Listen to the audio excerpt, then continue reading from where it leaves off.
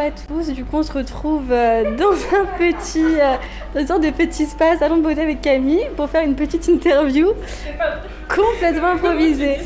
La prochaine fois que je vais lui envoyer un message, elle va me bloquer, elle revient plus, elle est tarée la meuf.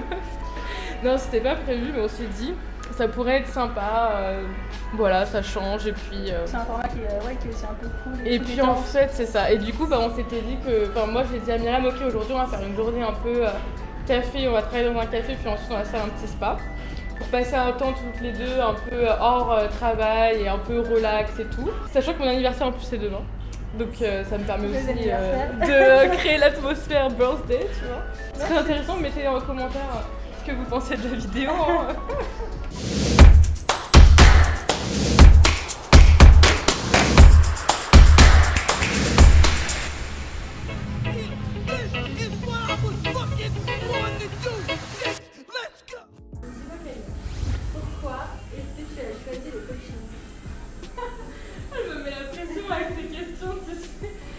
Un peu l'histoire quand même, maintenant je commence à me lancer, en plus on a parlé un peu ce matin et tout.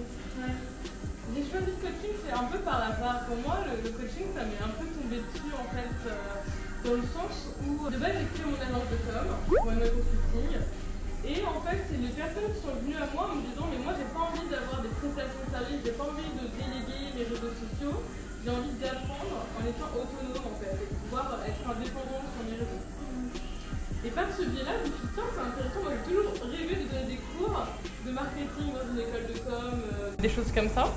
Et du coup, je me suis dit, ok, ça va être comme une alternative au fait de donner en fait des cours. Ouais. Et je lui ai proposé comme de faire une séance ensemble, un peu de coaching, mais à l'époque, ça n'existait pas vraiment le coaching, réseaux sociaux, Instagram, c'était des choses qui n'étaient pas vraiment sur le marché français. On était en 2019, donc le coaching Insta, c'est arrivé beaucoup en 2020, même 2021 en fait. Donc j'ai été un peu précurseur de ça et en fait avec cette première séance, j'ai adoré. C'était une entreprise qui créait des paniers de fruits à Paris, une nana super inspirante. Ça s'appelait Palais du Fruit. Je pense qu'elle existe toujours encore et tout. Elle fait pas mal de mariages, d'événements sympas. Et en fait, elle a adoré. Suite à ça, elle m'a envoyé un super témoignage. Elle m'a dit mais tu te rends pas compte ce que j'ai appris en 1h30, enfin c'était dingue et tout. Et du coup, moi, ça m'a permis de me rendre compte que j'avais kiffé l'expérience et donc j'ai décidé de me lancer en tant que coach à côté de mon agence. Enfin, c'est comme si j'avais créé un service complémentaire dans mon agence. Plutôt que de faire que des prestations de services, j'ai ajouté la partie coaching et accompagnement, réseaux sociaux, Instagram. D'accord. Voilà. Et comment est-ce que tu choisis en fait, comment est-ce que tu sélectionnes un peu tes soulmates clientes? Comment ça s'est déclenché en fait? Comment tu as su que c'est avec elle que tu voulais travailler? Ah, c'est une question intéressante. En fait, je pense qu'au début, tu sais pas vraiment comme ça avec qui tu as vraiment envie de travailler, avec qui tu vas pouvoir tisser des liens. Ça se fait au fur et à mesure d'avoir des clients, d'avoir des expériences en fait. Ça se fait vraiment sur le long terme. Au début, je travaillais un peu avec, entre guillemets, tout le monde parce qu'on était une agence, on n'était pas spécialement niché. En fait, on était niché, mais sur les secteurs décoration, mode, beauté. Donc, c'était quand même assez large. Pareil, c'est arrivé par hasard. En fait, j'ai commencé à avoir une cliente dans le domaine de la déco-architecture. Et cette cliente-là, ça m'a ramené plein d'autres clients. Ça veut dire qu'en fait, vu qu'on a amené des gros résultats pour cette cliente, et très rapidement, on a été recommandé, on a été reconnu en fait sur le marché de l'architecture et du design en France. Et donc, ça nous a amené plein de clients sur ce marché-là. Et au fur et à mesure que je me suis développée en tant que coach, en tant que mentor et que j'ai aussi changé ma casquette parce qu'à un moment donné j'étais coach Insta, réseaux sociaux, c'était un peu la première des choses.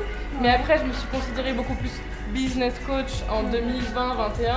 Et là je me suis rendu compte qu'en fait j'adorais travailler avec les coachs, les thérapeutes, les femmes qui étaient vraiment ouvertes d'esprit, développées personnellement, voire même développées spirituellement.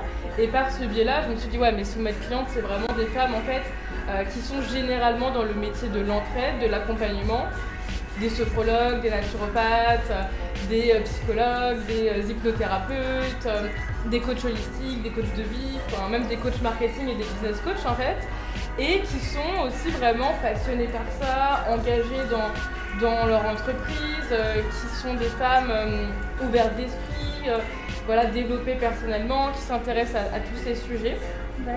Et je m'en suis rendu compte vraiment au fur et à mesure. Mais aujourd'hui, j'ai toujours des clients dans le design d'intérieur et j'adore aussi ça. Donc je pense qu'il ne faut pas se brider. Je le sens quand c'est une soulmate cliente, je le sens parce qu'il y a un feeling, il y a une connexion. C'est l'intuition qui te le dit en fait. Okay. Tu vois, c'est comme quand tu travailles avec une personne, des fois tu sens que ça ne matche pas et ça ne matche pas. C'est pareil avec les clients. Ok. Et c'est quoi pour toi, j'ai encore 2 questions. Dis-moi, pour toi, c'est quoi en fait la partie que tu préfères quand tu coaches une de tes clientes? This one is finished? Ah, sorry, ok. Bon, je vais parler comme ça. Alors, qu'est-ce que je voulais dire? C'était quoi la question? J'ai oublié la question.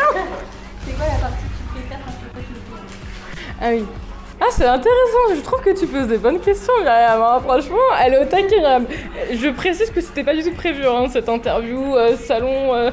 Ah oui, c'est vrai qu'on n'a même pas fait d'introduction. On est complètement à côté de la plaque. Le pauvre Elfie, You okay? It's okay? J'ai l'impression qu'elle est au bout de sa vie, elle en peut plus.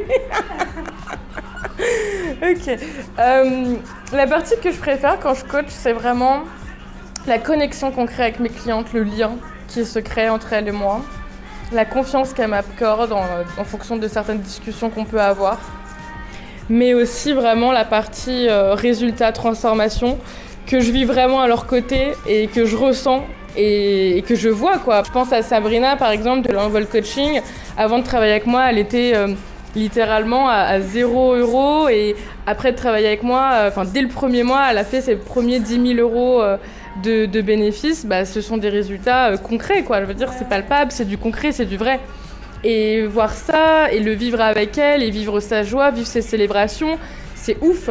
Et c'est pareil avec Mathilde, de Zebra Coaching récemment, qui me disait, ça y est, j'ai fait mes premiers 6K en travaillant 3 heures par jour, alors qu'en plus de ça, je suis dans une situation personnelle qui est un peu complexe. Genre, c'est fou, en fait. Et c'est ça que je préfère avec mes coachings, c'est vraiment ça. J'espère que ça va aller au niveau du son parce que je me dis, il y a de la musique. Plus elle me fait mes ongles avec le truc là qui fait du bruit. Et du coup, dernière question. Pour toi, qu'est-ce qui est le plus important pour tes clientes? C'est-à-dire genre... moi, je pense que la question est évidente. C'est bien les aider, bien les accompagner. Tu vois? Tu comprends? C'est pas une vraie question. Là, j'en ai pas d'autres. Là, j'en ai pas d'autres. Pour toi, c'est quoi le plus important à donner à tes clientes? À donner à mes clientes? Oui. Ok, non, ça c'est intéressant alors. C'est formulé autrement. Le plus important à donner à mes clientes, c'est pour moi les transmissions, aussi bien en termes d'enseignement, de partage, de connaissances, de compétences, d'expertise.